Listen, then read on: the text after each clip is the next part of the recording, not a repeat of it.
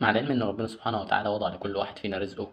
من قبل ما يتولد، ولان ربنا سبحانه وتعالى قال وفي السماء رزقكم وما توعدون، الا ان في بعض الناس بتتدخل في رزق فلان وفلان وتتابعوا وتراقبوا طول الوقت، عاملين زي الرادار بالظبط.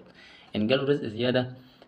تلاقيهم عاملين زي الستات كده واقفين مع بعض، بيحسبوا له في دخله،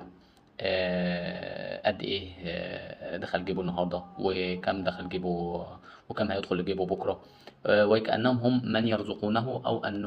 انه هو بياخد من رزقهم. واذا كان رزقهم قليل تلاقيهم زعلانين ومتضايقين ان ربنا ما رزقهمش زي فلان ده، ويبداوا بقى يتخابسوا ويتكلموا بما يدور في قلوبهم، ويحيكون الاقاويل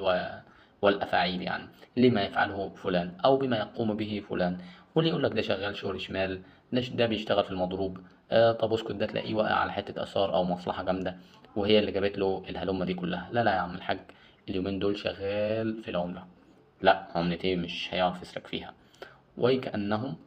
ملائكة الكتاب يكتبون كل تحركاته، ويراقبونه عن كثب وعن قرب وبشدة، واخدين بالهم من كل حاجة جدا جدا جدا، واخدين بالهم من كل واحد. وتلاقيهم بقى ايه، قاعدين اليوم كله يحسبوا فيها لفلان وفلان، وراسهم وألف سيف، ازاي فلان عمل ده كله، وازاي بقى معاه ومعاه ومعاه. نفوس بصراحة بقت زي الزفت، وتلاقي ما بيحبش في الحاجات دي غير تربية الجوع، واللي مش لاقي ياكل اللي هو شاغل نفسه بغيره ومش عارف يشغل نفسه بنفسه، والفاضي اللي هو العواطلي اللي مش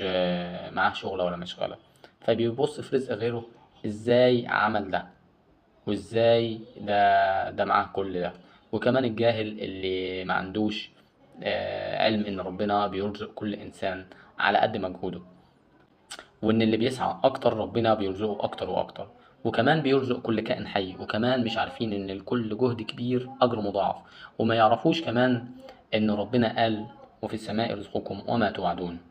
وقال ايضا فاسعوا في الارض وكلوا من رزقه، وفي آية أخرى ويرزقكم في بطون أمهاتكم. يا ريت الناس تبقى عارفة